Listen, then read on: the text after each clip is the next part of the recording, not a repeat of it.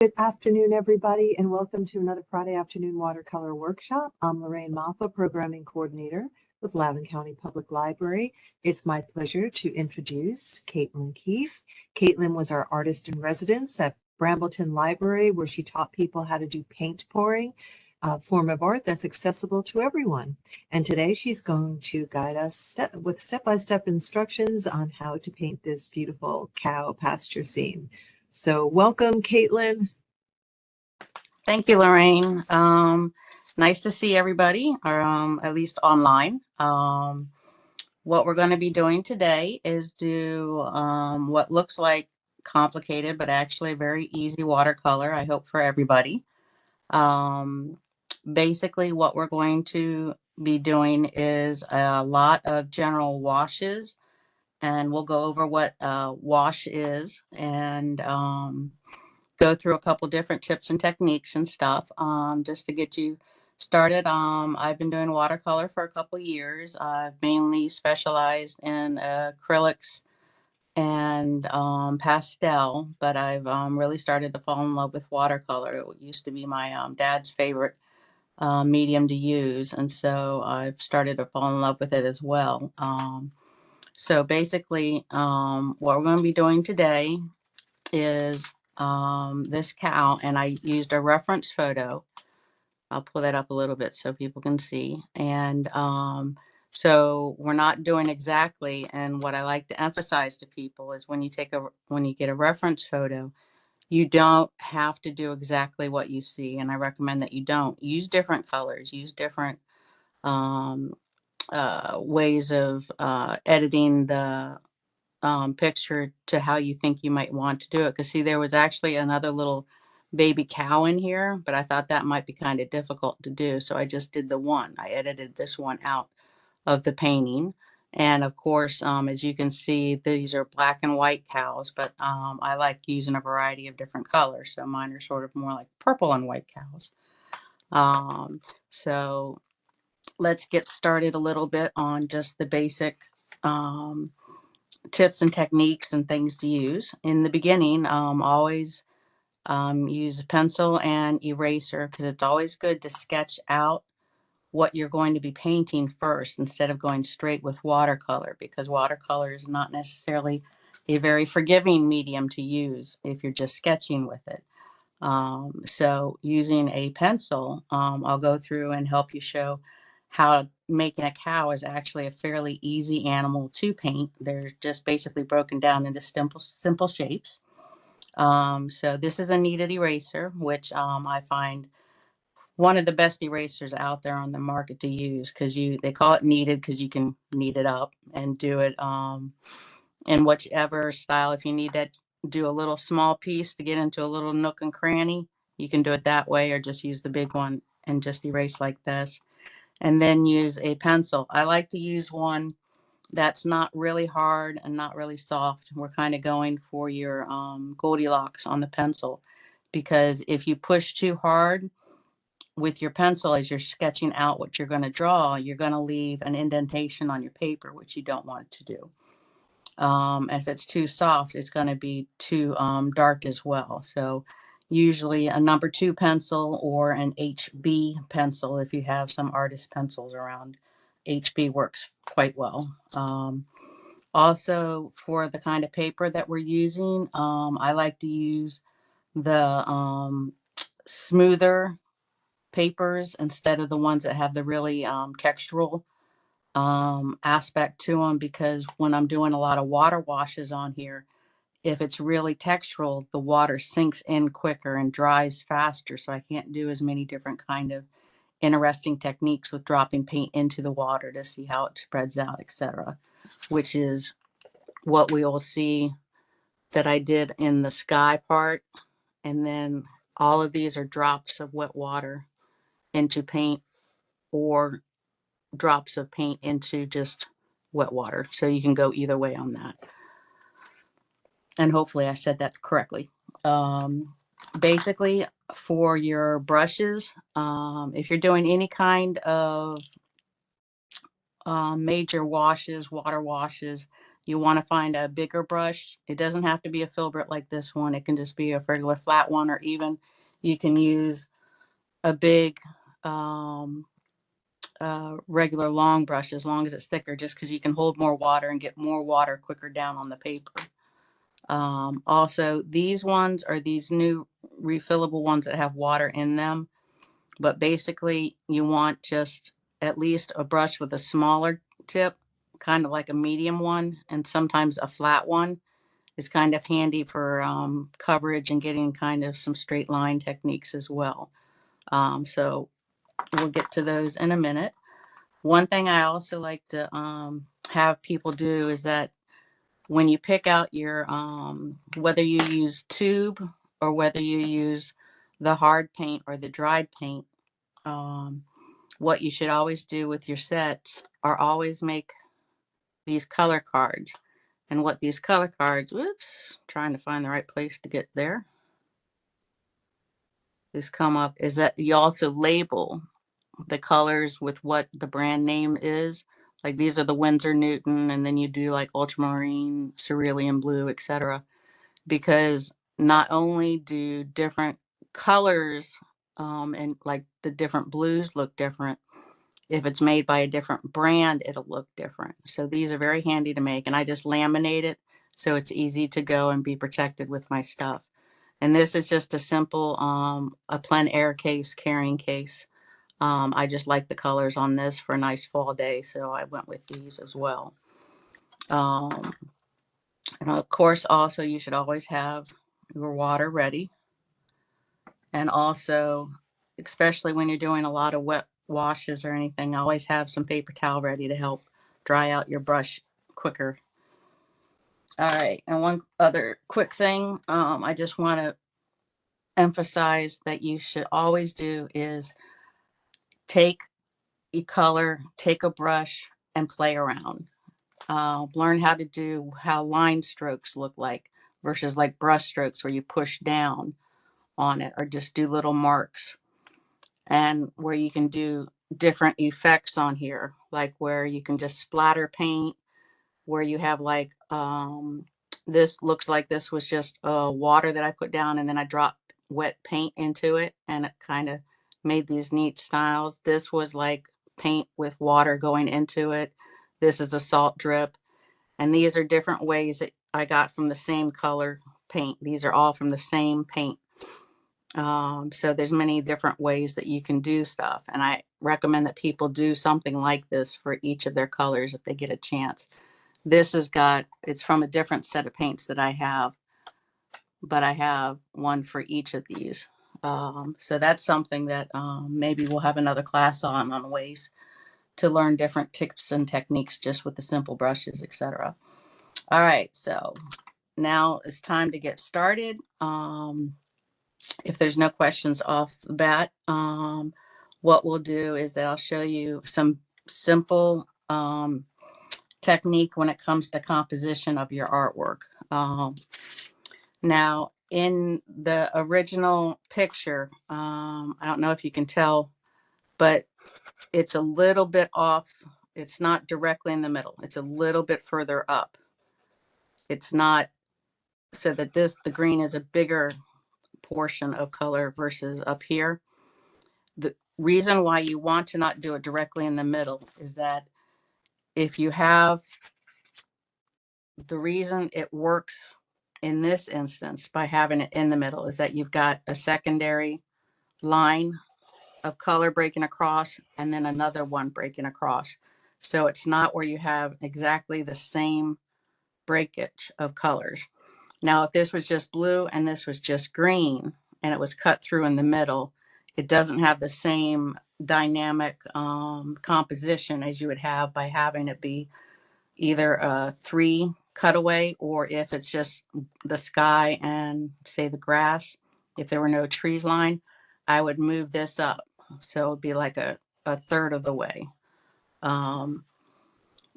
It just helps give a different dynamic to it, as well as you can see, I don't put the animals right in the middle. You move them over to the side some, or you have them coming out at you. And as we'll talk a little bit when we get down here about how you make it look so that the animal is not just flat against the paper, how to make it look a little bit more dramatic. And that's by using different layers of where the feet will land and how they're not, as you'll see when we get to it, they're not on a straight line. The front feet, because the calf is coming forward, so the feet, to give the appearance of being closer to you, the legs are coming down further. They're not on the same line as the ones that are behind. You wouldn't want all the legs to be on one straight line. And the same with this one, because cows usually, you know, there's always going to be some sort of difference in how they're resting on their feet. So you wouldn't necessarily have them right up next to each other. All right, so let's get going to it. Now, normally when I draw too, I do it a lot lighter than what I'm going to do for you guys now. So I'm going to be drawing a lot darker so that you'll be able to see it, hopefully. And if for whatever reason you're not able to see, if you can just make a comment to Lorraine, and I'll make sure to push down harder on my pencil. Because, and the reason why you don't want to push down too hard is that it leaves much more of an indentation, and it's much harder if you need to refine or change up how you sketch something different later on and try to erase it. Because once I get it all marked down and where everything is where I want to do it before I start putting the watercolor down, I go through and I lightly erase it, so it makes it a lot less dominant of an item. So the first thing that we're going to do is that we're going to draw the first line, which will be just a little bit above on the midway point.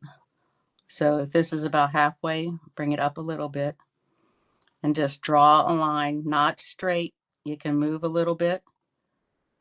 You want it to be relatively straight, but this is the line where the grass is meeting the trees in the horizon.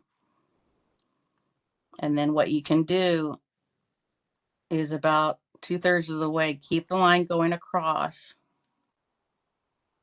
so that, because we're going to erase the middle part once we put in the cow. So you do that. And then for the trees, you're going to do the same thing. But as you can see in the picture, when I was trying to do it, is that you notice that it's not straight across. And the trees are not like straight bumps. There's like little dips in here as well. And now you don't have to sit there and go and draw individually each leaf or anything. We're going for more of a abstract feel on these. So just draw in about halfway. You can do it halfway between the line, or you can pick to do a smaller amount of tree line, however you want to do it. And then kind of draw it around, maybe do a little dip, bring it up, move it around some. And then there was a rather good sized dip here. And just keep always kind of doing a little bit of movement around. Now, again, just kind of do it lighter where the cow would be, and you kind of go up a little bit higher. And then you bring this down here. Now, once you've got those two lines, now is the time that we're going to sit there and draw the cows. Now, what I usually like to do is figure out where the most prominent animal is going to be, and that's the mother cow. Now, a mother cow's head is basically one big round circle with basically an oval that comes like that, kind of in here. And the reason why I'm doing is that because I also want you to be able to figure out where the nostrils come down and where the nose of the cow comes down. So once you have those two shapes in, what we're going to do is to come down and put the nose in. And again, to look at that, the nose is not really defined really well by like straight lines or anything. So what we're going to do is just kind of make this nose is kind of like a little hook that goes up like that. but it's in like another circle. So we're going to draw that on. So there's like another kind of oval that comes around like this, but the oval doesn't come all the way out here. And what we're going to do is just where the nose comes up, there's like this little hook in the nose of a cow that it comes up and then just kind of hooks around a little bit up like that. And you don't see it that much on the other side, so you just do a little bit hook of the round of the nose. Now we're going to put in a little bit of the back ear and just curve around a little bit because it's not a straight triangle. It curves around the tip a little bit and bring it in. And then we're going to do the other ear, which is basically bringing straight across the head a little bit. And then you bring the ear out, and it's about 3 times the size because it's actually coming a little bit closer to you. And see how that was brought in just for a little bit because the ear is actually pointing to the back, and this is pointing more towards the forward. And so we'll just leave that like now. But what we're going to do is that we are going to go in and erase that top part of that oval there.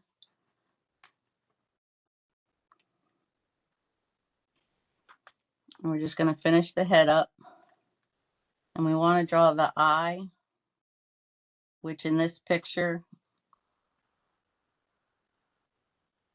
is, if you go wherever you stopped with the ear, kind of go in a little bit, and it's in that area. And you just draw the eye, because the eyes are the most important part of the animal. So if you're ever doing a portrait or anything, you always want to make sure you get the eyes right first. And so on the cow, you don't actually draw the other eye because they have a pretty big eyebrow region. So over here, you don't have to worry about putting in the other eye. We're just going to put some purple there for the color of his skin, her skin, excuse me. So we're just going to go like that. So we're going to leave that for now. We'll draw in the, once we're done getting the placements in, we're going to go back in and put the circles, etc. for the spots. There we go. That's the word I was searching for. All right, so let's get the rest of the body going. So go over to about a little bit where midway on the ear and kind of draw down at a little bit of an angle. And you only go out about as far as from here to the eye to about there. And that's one thing that I always recommend you do whenever you're drawing and trying to, whether you have a picture to go from or whether you have a, whether you're drawing out in nature, is that you look the distances between things. Are they the same? Like from the eye to the middle of the ear to the middle of the back to the back of, sorry, the back end of the cow is the same. So to there is about the same. So you know where to end. Now you may be thinking that right off the bat, this looks a little bit strange because the cow looks a little bit truncated or a little bit smushed up. But that's, remember, the cow is coming towards you. So when the cow is coming towards you, you're not seeing its full body width. All right, so what I would do, and that they have a kind of bony ridge in the back, and you just kind of come almost straight down, but then bring it in a little bit. And then I'm just going to stop at this point, go back over to the edge where the nose, nostrils come down, and go up just a little bit. Kind of do a curve down like this. Do a curve and then come in. And it comes to like a little bit of a point and then comes up like the bottom of a bell. Like the bottom of the bell. And you just leave it like that. Because what we're going to do now is put the legs in.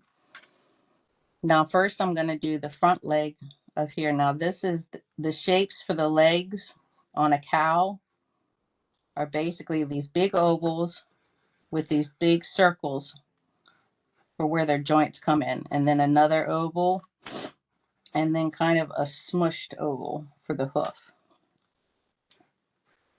And then you can bring it up like that. And then for the bigger one, because this is covering the back of this, the front part, excuse me, of this leg. So, but we can see it here. So this is kind of a big circle. Do another oval. This is another circle for the joint. Another oval. And then another smushed oval is what I call for the hoof. That's kind of smushed. And then you just kind of bring the line around a little bit around where those are. And this just comes a little bit like this. Doesn't continue because the stomach of the cow doesn't continue all the way over. So the back one again, it's the smaller one because it's going further back in space. The smaller one, another oval, another circle for the joint, another oval, and yet another smushed one.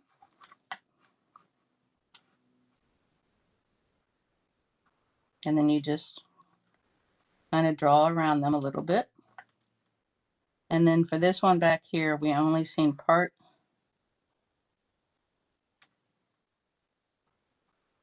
of the oval, a little bit of that, and another of a smushed one.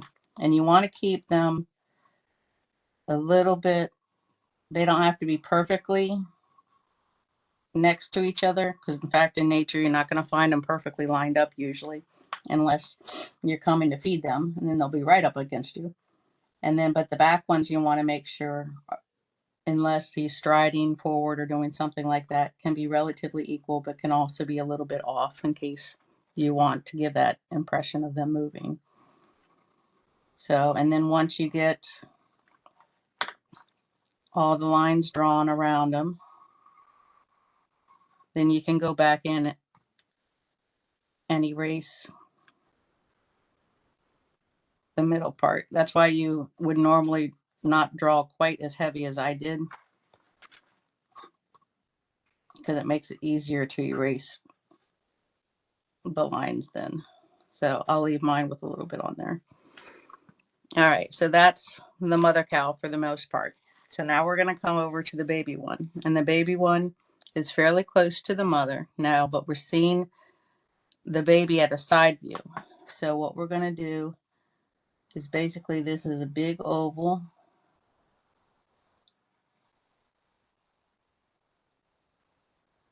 But you're going to bring it in a little bit.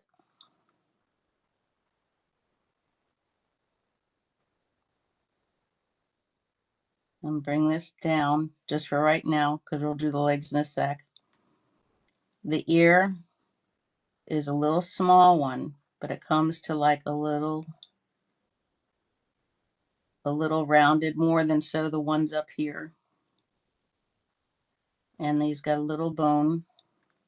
And then there's a place where it comes in to come down to the nose. So you end up erasing that top part and this bottom part of the oval. And then basically for the nose, to do it from the side, is that there's a circle and then a little oval up front, and it kind of goes around like that. And for the eye, you can just basically go to the nostrils and go straight down. You can draw a line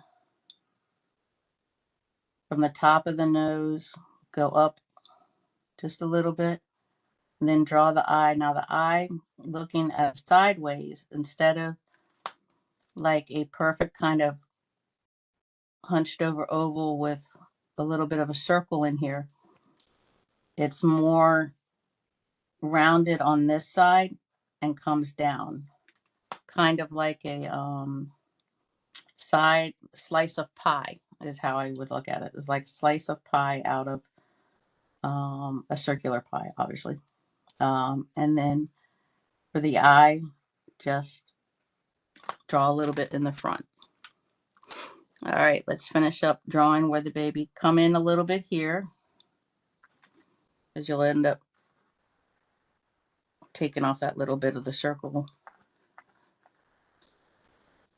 of that. So bring it in here, bring it out a little bit past, let's say about halfway. And it's like another, the back part of the calf is a circle, and like this is a bigger circle. Don't worry about the neck. In calves, they tend to have a much smaller head and neck than the mother cows. So do a circle here. And then for the legs, you do kind of like a much chubbier version of the legs over here. And you don't even do like a little base foot for the hoof because it's so small and teeny at this point. And so, but the leg comes up a little bit in the front for the undercover. I'm sure that's not the right word to say, the undercover, but in that area, bring this down some, circle up there. And then for this one, do the same thing here, but don't have it come as far up. Have it come a little bit in some. And then another one like that. Now the calf is sort of coming forward a little bit. So when we're putting this on here, the legs are going to come down a little bit further. So the circle is going to be a little bit bigger. And it's more of a bit chubbier oval.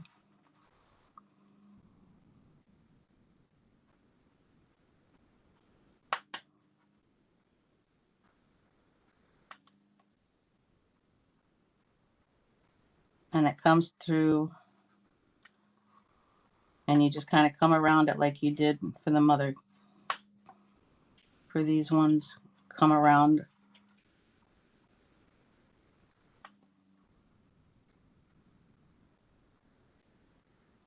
like that. And then for this leg, you don't see, this is covering most of that. So you just see a little bit of that.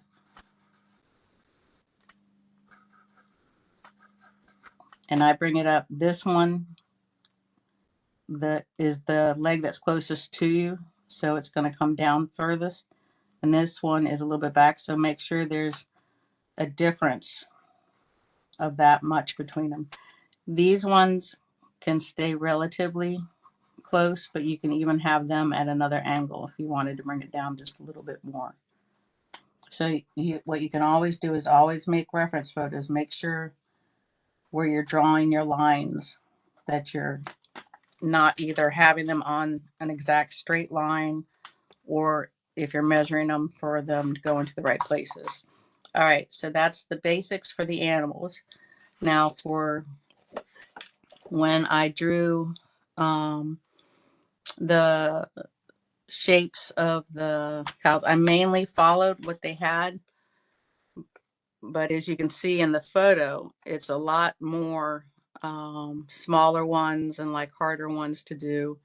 So you can add, change, or do whatever different ones you want as well. You're not stuck to absolutely replicating what I'm doing. But I'm going to basically do the similar version of this one. So on here, what I'm going to do is go right by the eye, because what I'm going to have this colored is the edge where that comes down. Have it come in just a little bit. That's for the jawline. And have that come down and meet where the nose is. And then I had it come up and do a little bit like this and have it kind of come straight up and then go around my eye, kind of like that. And that's going to be one of our first things that we're going to color when we get to that. So now is the point where you can sit there and just put in whichever, if you want to do different kinds of spots, feel free. but I'm just going to do some simple ones so we can do it similar to how the picture is. So I brought a little bit like that, kind of almost like a heart. Brought it down a little bit. There's a little bit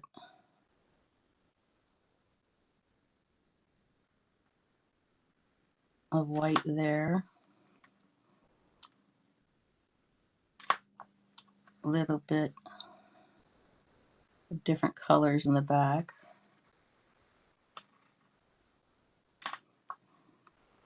And then where you have the legs, you can just draw in some more colors, or where we're going to be coloring, excuse me, with the spots.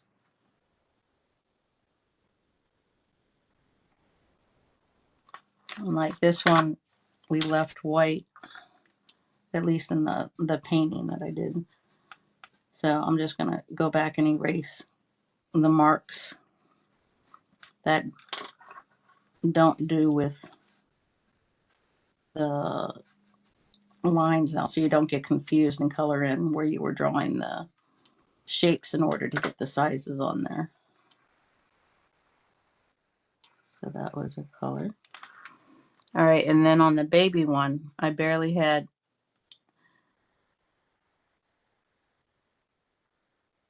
any kind of major spot areas, but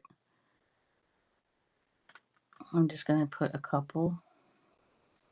And like his leg was almost all colored, so I'm going to erase a lot of that middle part so I don't forget and make those colored in.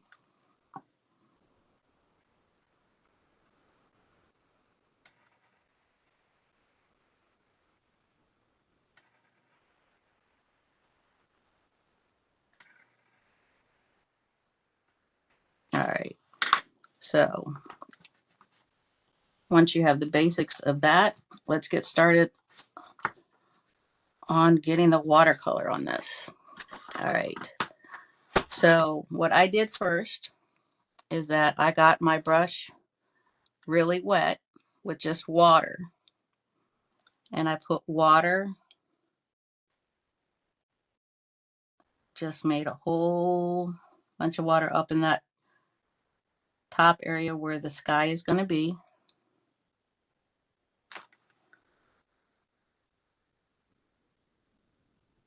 Do your best not to go over your parts, and if you get your dog hair in there, just move that out of the way. So get the water down on there. And then what I did is I still got quite a bit of water on my brush, and I went and I got some of my cerulean blue, and I just lightly pulled it across and kind of let it do its own thing within the water, because it'll start to spread out and do its own stuff. And you can experiment by using if you've got the more pigment on your brush, like how darker does it make it. So just spread some of that around. Make sure that if you've got it all light, that you kind of make sure you've got a little bit of dark colors on the other side as well. Now what we're going to do, and make sure it goes up to where the trees are going to be, so that you can move your brush around a bit if you want to as well, is that go back, get a little bit more water. Well, actually first clean out your brush because we're switching to a darker blue if you have it. Get some water, get the darker blue, and just put, this is more like the purple, almost a purple blue, and just do the same thing, just kind of pull it around just a little bit because you want it to mix but not completely. You want it to sort of spread out. What you can also do is go back in, take some more water and just drop it in certain spots and see how it pushes stuff out, and it looks kind of cloudy.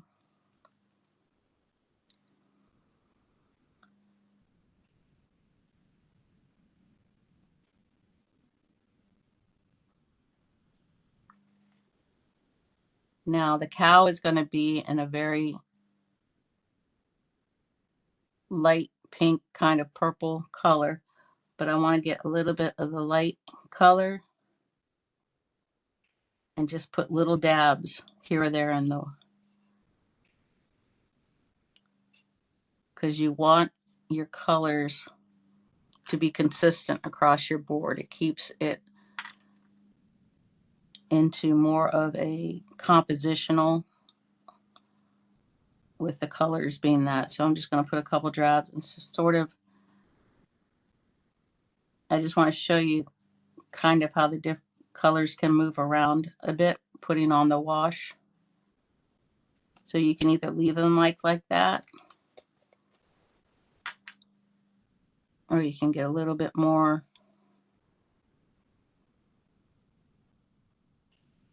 of the water on there. Again, experiment, sort of see how that wet on a wet technique can look like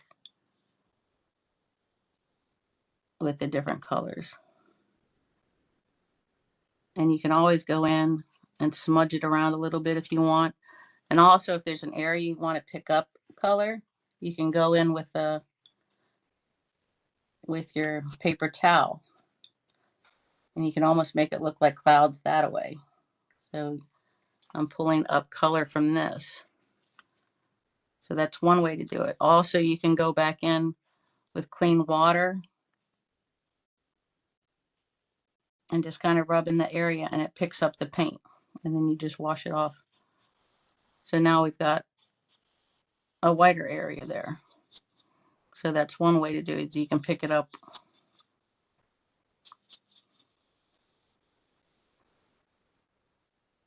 But you always want to kind of think of the motion of like clouds moving across the sky. So kind of use your brush to go in that direction.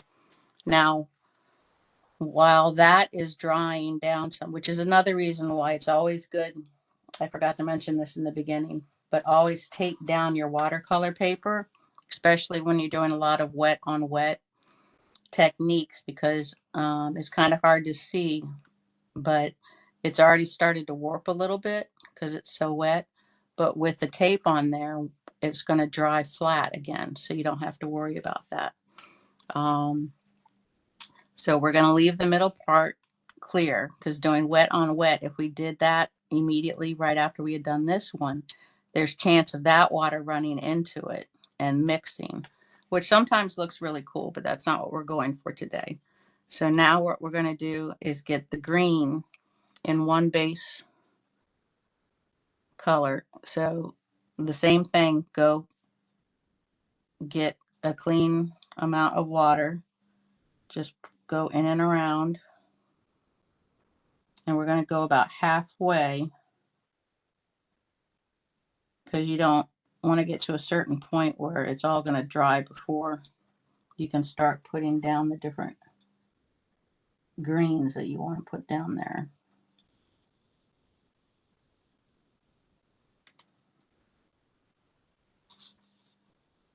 All right, so we've done about halfway, so I'm going to go, actually this paper is pretty good for being smooth, so it's keeping the colors. So I'm going to just quickly put a lot more water down, and then I'm going to quickly get some green coloring in there. And I'll erase these at some point, or I'll just leave them on so you guys can remember that aspect of it. All right, so I'm going to get a good bit of water still on my brush, go back, get some green, and then just again, start bringing it over, start filling in.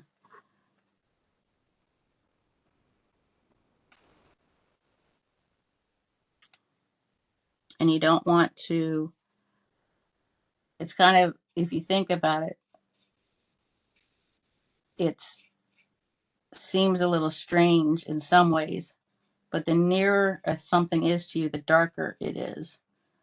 So you want to leave it relatively light in the background and make it darker in the foreground here.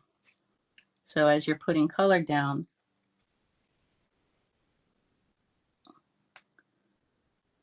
have it be darker up here.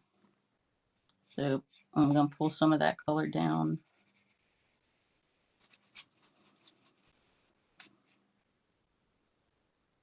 And you're just doing it rather quickly. Try not to paint over your animals, but get in some color.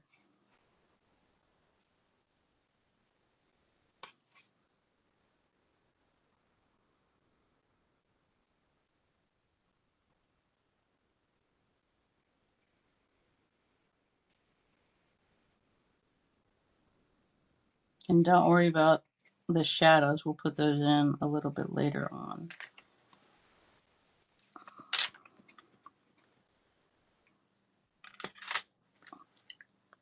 So what I would also do is if you have another green, depending if it's darker, put some kind of in the foreground. If it's still wet on wet, or even if it's dried a little bit, you can play around a little bit. And again, if you end up with pet hair, just remove it. What you can also do is try and getting a lot of paint on your brush and then dipping it in where it's wet and see how it's making these really fine, kind of like pom-pom.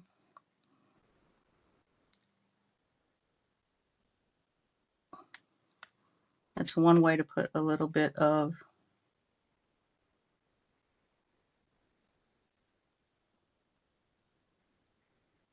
textural interest as you put it down. So I'm just going to do that a little bit more.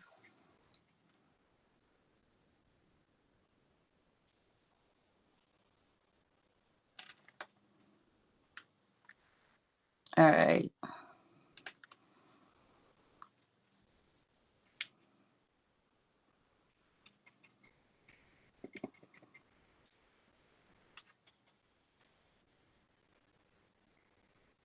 Let's kind of bring it around a little bit like that.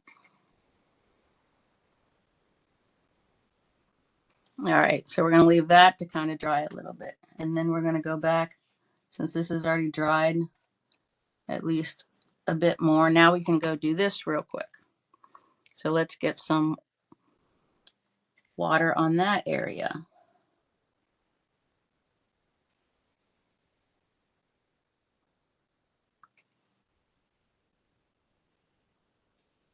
There was little space up there if you did that. And then what I did for these is that I started with the light colors, dipping the light colors in, and then going down with slightly darker colors each time. So get a little bit of your yellow and just kind of go across the top.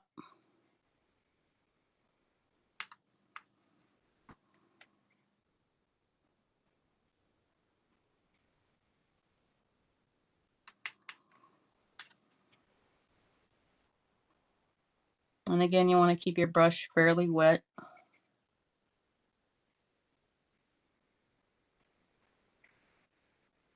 All right. But wash it off. So we're not going to be dipping our yellow into our orange, which we're going to do next. Let's get some kind of the orangish red. And again, you know, get a good amount of water on there because I want it to do its own thing and spread out a bit.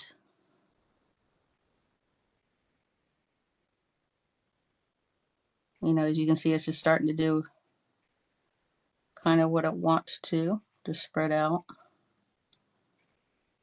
And that makes a really neat effect when you're doing the wet on wet to make it look like trees. And just you can even get quite a bit of paint on one and then just dab it around a little bit. All right, and then after I did the red, I put just a little bit of the purple, because again, I'm trying to get it to stay compositionally together from the different parts. So I just put just the littlest bit of purple in there, because I don't want the purple to take over in the trees, but I want it to end up looking like it's going to have some depth in there, and that's what the purple will do. And then now I'm going to go for some more green, and then I'm just going to kind of pull up, you know, dab up, but pull along as you go. If you have different colors, you can do that. But we're going to want it to keep it a little bit dark, and you can kind of pull up a little bit in there. Just put a couple dots.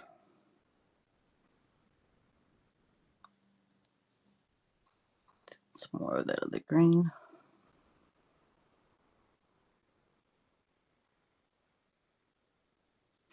And you want to make sure not to have so much water on there that it starts to pool in places, which it did a little bit here.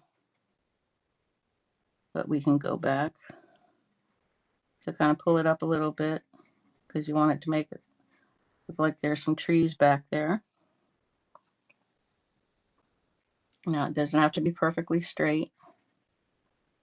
And when you're doing wet on wet technique, it usually is going to do what it wants to do anyways. Maybe a little bit up there.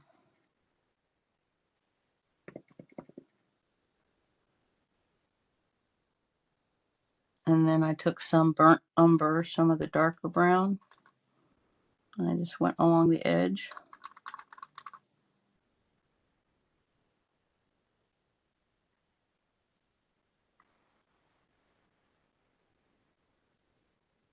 Now, ideally, you'd leave some time in between each of these colors for it to dry some, so that it doesn't muddy up. But we want to make sure that we've got at least enough time while I've got you here in class to go over some of these techniques. So I'm going to get out a little bit more of that water. I'm going to look for kind of a lighter brown to bring kind of a lighter color into there. Just bring it up a little bit. Kind of look like trees a little bit. And you can go in and dab it if you want to. If you think it got a little bit too wet in any parts.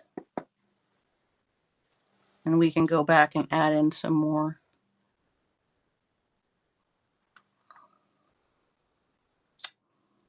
Let's see. Well, a little bit.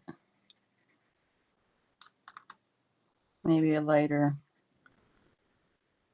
kind of like a yellow ochre in there a little bit.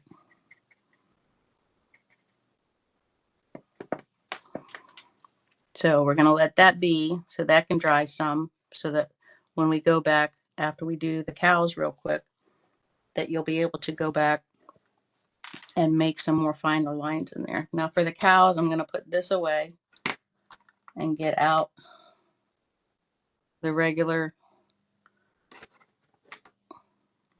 bristle brush, but I'm just happening to use it because this is the one I've got. So what I'm going to do is get some water on there, and I'm going to get purple, but I'm not going to make it really dark, because I want to go over the areas that have the spots now. So you start filling that in. Now you can get the pigment dark in one area, but then start bringing it around with the water that's on your brush, and go get some more, because you don't want it really dark yet. You want kind of have a nice light color, because you're not putting in the really darkest tones yet.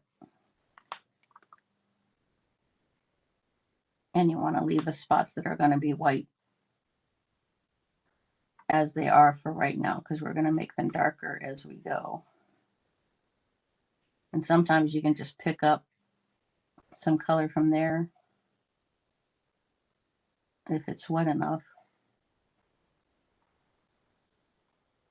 oops, that's going to be, that was supposed to be a white area, but I can, oh, and don't worry if you do an oops, just either wipe it off with the paper towel or a finger if it's handy. But, because you're not going to have everything be perfectly white. Because what I recommend is going over a couple of the areas anyways with a light amount of the color. And actually she's got a little bit of a tuft up here of hair. So you just kind of brush that up a little bit. It's kind of a little darker over there. We'll start building up the darks as we go, but let's get the rest of the main dark areas colored in with a middle tone, which is just like not the darkest shade, but not the lightest. I guess that's self-explanatory, but you don't want to cover over any areas that are white, which is why sketching really helps, because it makes you remember where you had the white areas and where you have the dark areas. Now, I don't like have it perfectly shaded again, because I like to see how the color does on a wet technique as well. But let's go ahead and get as much of a base of the colors in. And again, doesn't have to be perfect.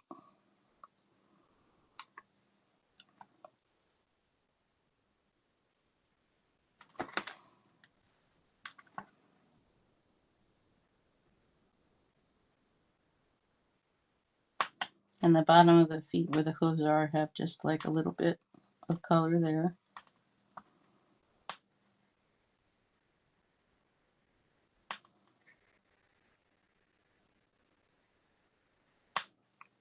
Now the baby one's mainly got darker colors on him.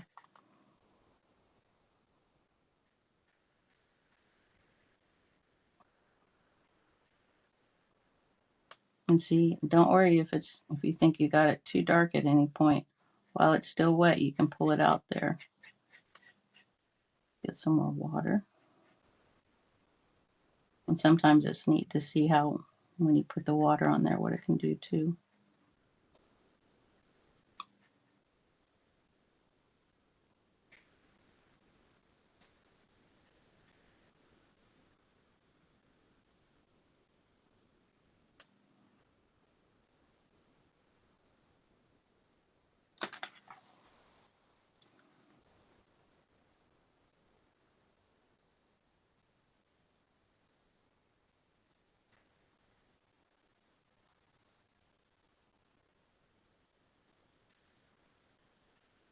Now, normally I would have erased more of the circles and stuff that we use to help draw everything, but I want to be able to give you guys enough time to get as much painting in as you can. All right.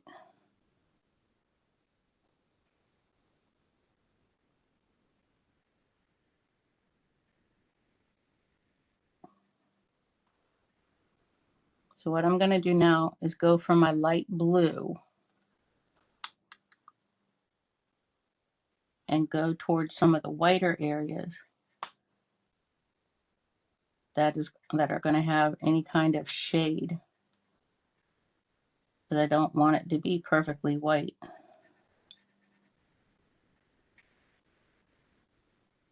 So there's a bit of shade around the neck, because the light's kind of coming this way. And you can bring a little bit down.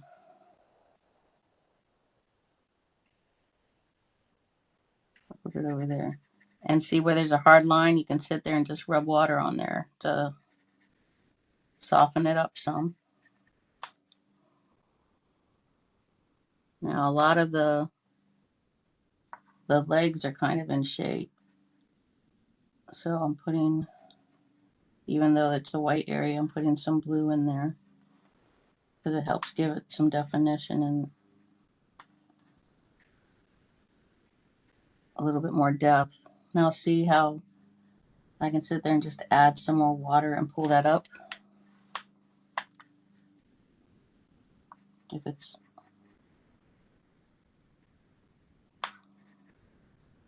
I'm just adding some very light blue around.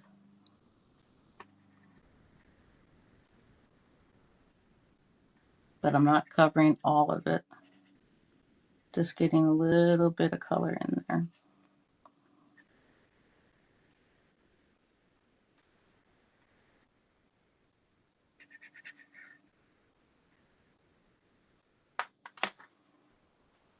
Eye on the time. Alright, so what I'm going to do is that I'm going to put this down for the minute.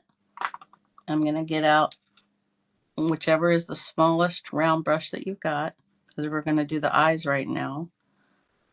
So what I did is that I went for the darkest blue that I have.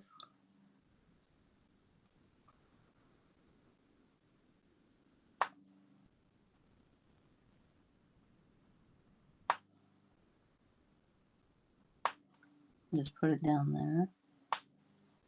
I'll pull it up a little bit because I'm going to want to put some purple in there.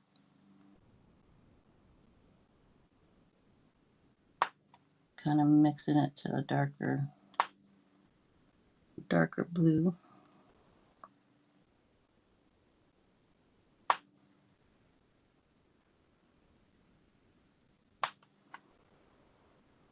And what I'm also going to do is that I'm going to go find my darker blue, or you can use, if you've got a dark brown, you can use it as well. Is that around the nostrils? You just kind of go over that area where you had the hook coming in for the nostril, and just do a little bitty one on the side, and for the baby one the same thing where it would come in, because they have a little.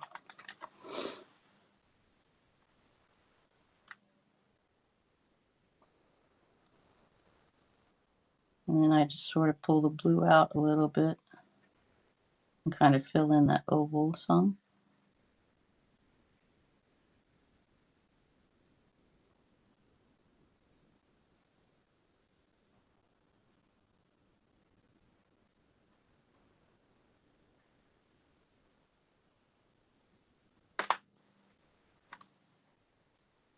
Okay.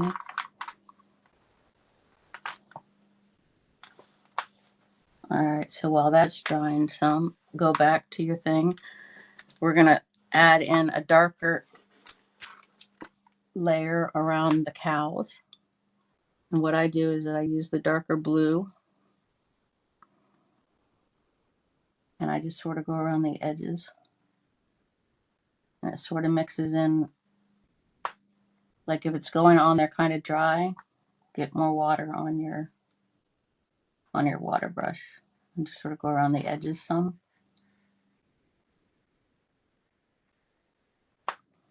Always bring in some more water.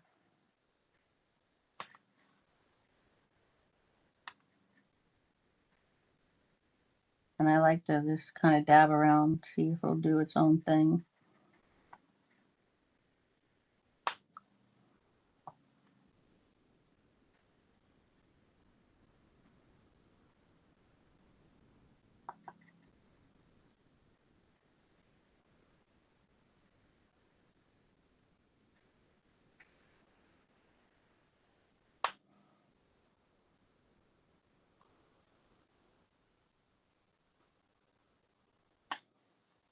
Maybe put just a little bit of dark blue on the bottom of the feet.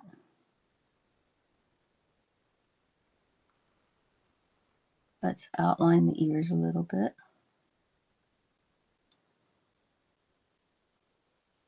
Up here, just do a little bit up here, but outline the bottom. And over here, outline it on the bottom. And maybe bring in some darker colors here.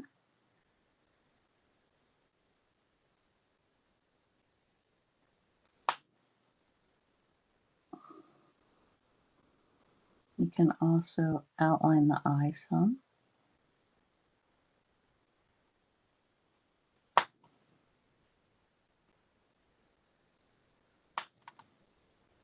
Outline the little guy's ear.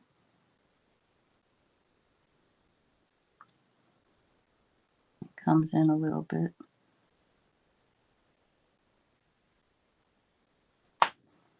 And again, maybe put some around some of the darker areas here.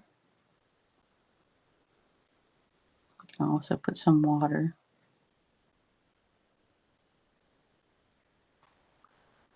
Maybe drop in a little bit. You want to give a little bit of patterning within that.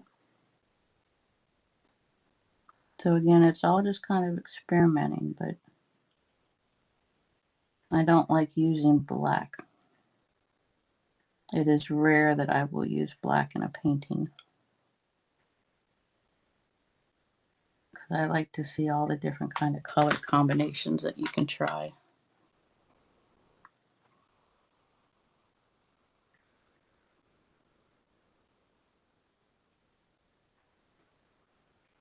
All right, now what we're going to do, we're going to leave them be for a little bit, is that we're going to come back and put in some grass.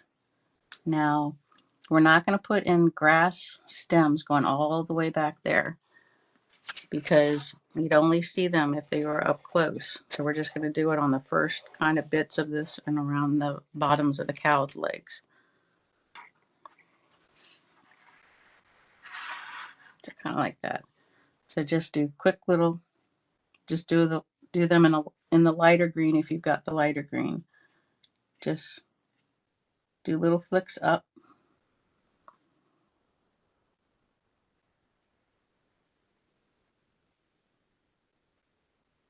You know, make them a little bit smaller as they move out and kind of bigger if they're up front.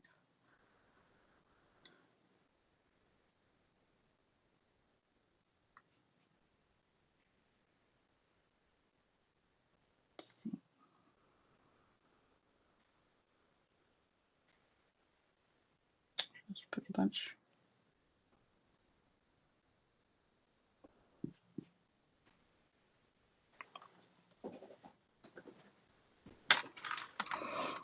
What I'm going to do now is that before I put in the darker green leaves, I'm going to go get my brush pretty wet and get some of the green. And one of the more important things to always remember is shadows. You can't forget to put in the shadow of what you're painting, otherwise it'll look like it's just hanging out, floating in space. The shadows will anchor it down.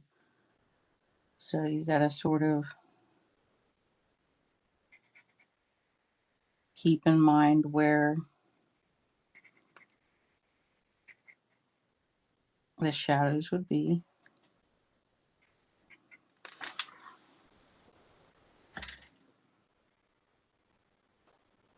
Let's get the shadows for the mother. Now her head would come out underneath here, so that would even come out over here some. You can get more wet.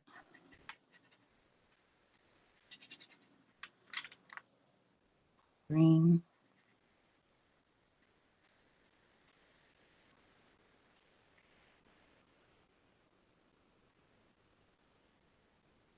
And remember, you wouldn't want it to come out too much. Now, the light is coming from this way, so light does come out some over here.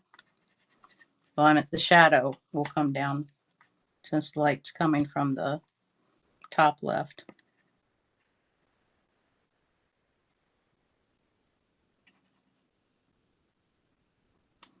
All right. So once you get some of the shadow in place, go back and get a darker green or maybe even a dark blue. And just on the upper front parts, let's get some more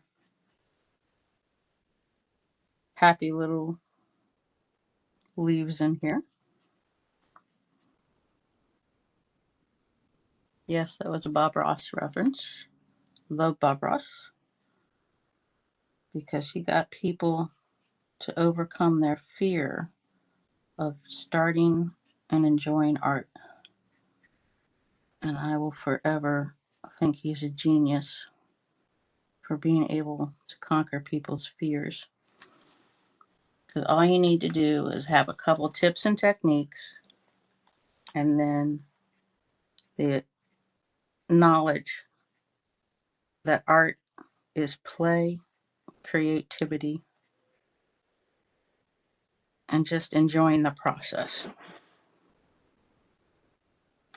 All right, so I'm going to leave that. Now that this is dried up a little bit, I'm going to go back in there, a little bit of the darker brown, and try and bring up,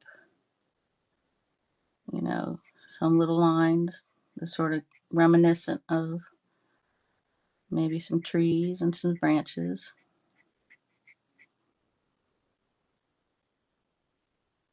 You don't need to do too many. I was doing a few too many in there on the one side.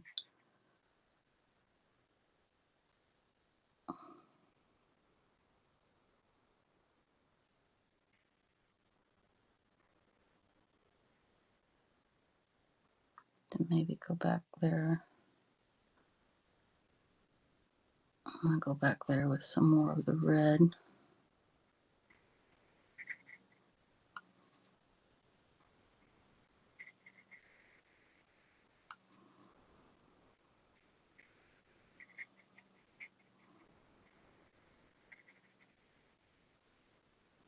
And you can just go back and put some dotting in when you get a chance.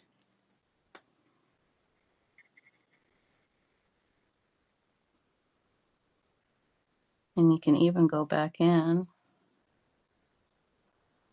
go back to that yellow that you had, and add some more yellow to that top there if it's dried and gone a little bit not as vibrant as maybe you wanted. Get some more of that in there.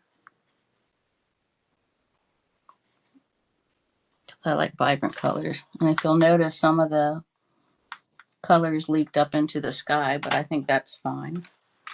That can actually look kind of neat at times.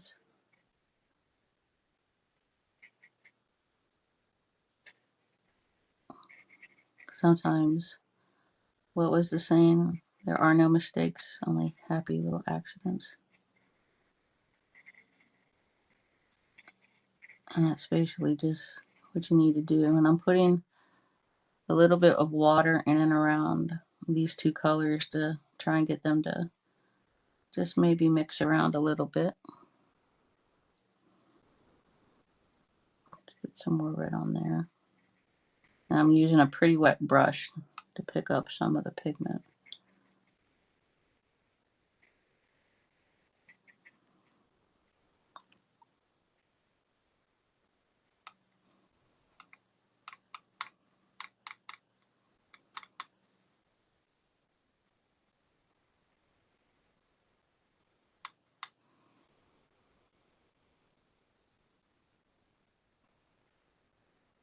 Yeah, maybe a little bit too wet there, but that's okay. I want to see how it mixes with the colors. And see, because you still got some of that yellow that was wet, so some of the red mixing up in there looks cool. I always like to see it do that. Alright, and I want to bring a little bit more of the green in, so I'm going to clear the red off my brush. Go back and get some of the lighter green. And just kind of do little kind of squiggles. Make sure you get some decent pigment on there though. Just kind of squiggles up in there.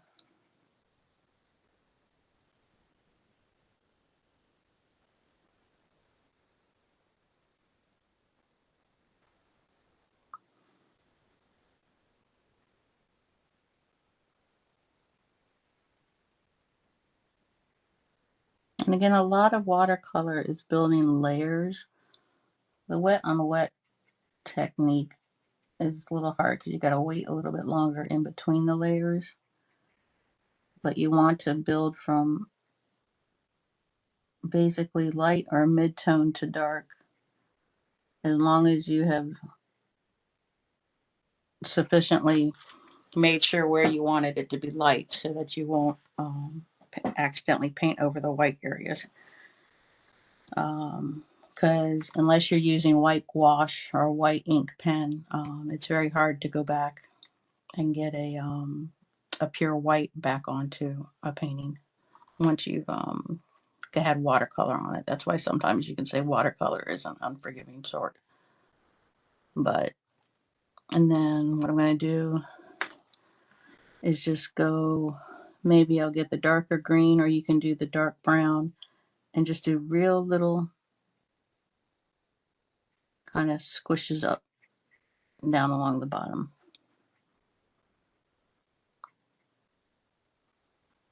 You don't want this color going up too far because you want to give a feeling that it's far away.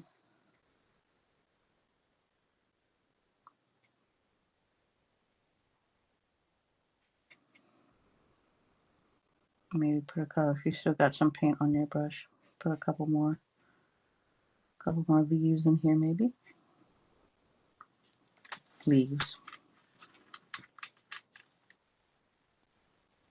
It's glass. Grass.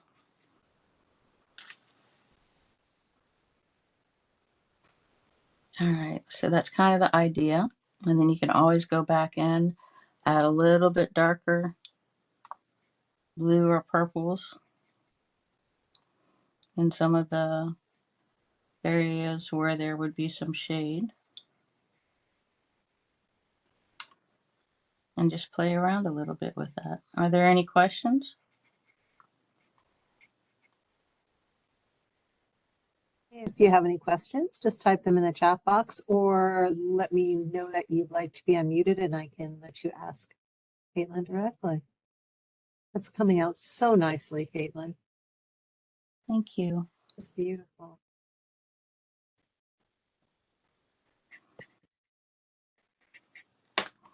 I think the more that people experiment with the different colors, I think the more enjoyment you're going to get out of it. And then what you can always do is go back to your smaller brush and do some outlining if you want to make certain things stand out. Like if you wanted to make the legs stand out or anything like that. Use a little one to just go over that. So there's always some fine tuning.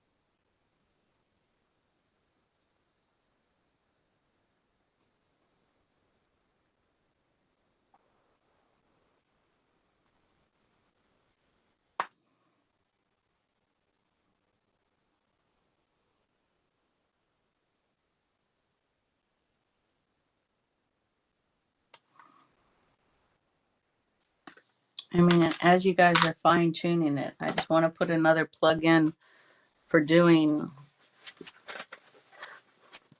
let's see if I can find a neat one that I did. Here's one that I did with just raw umber. When you sit there and think, what can you do with brown? Well, with basic raw umber, you can get all these different shades out of it. This was a wet on wet technique. This was putting salt on it. That was dropping just water into a pigmented area of salt, because I can still feel it. I didn't clean it off very well. It's splattered and stuff. And learning how different lines of brush strokes can create different patterns as well. And it's also a way of creating shadow and brush marks, and you can get all these different kind of techniques just doing different things with it. But I go back to this all the time just to either give me hints or ideas or to see how the colors work. Also, one other thing that, besides, I do this for everything. I do it for my watercolor pencils. I do it for all my acrylic, for my oil and everything. And I'll show you something real quick. I'll bring it right to you.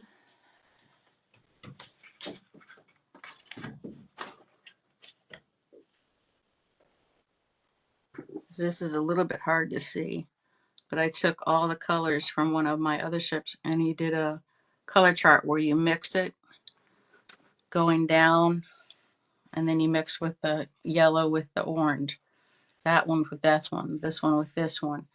And so it's very important to see how all the different colors mix, and you end up getting all of this from all these colors are from one set of paints.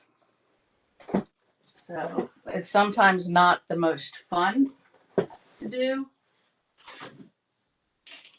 but sometimes the most important things that I've learned to do are things where you put your color sheets out so you know right off the bat. Because if you look at the dry thing, like the Viridian, that color right there looks like it would be a lot darker than what shows up. So it's important to do these color swatches so you have that as well. Sometimes you can tell from here what a color was, but it's better to not have to guess, because you don't want to guess when you put a watercolor down and have that be your permanent color, whether you wanted it there or not.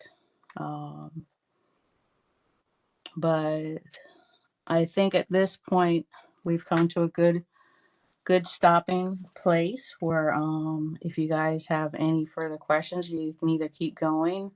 And at any point, you can either contact Lorraine or on the YouTube, and I'll keep an eye out. If you ever have any questions, more than willing to give you any advice or further any knowledge that I've got, I'm willing to share as we go down. Or if you, like I said, ever have any questions regarding watercolor use, it doesn't even have to be about this. More than willing to help out.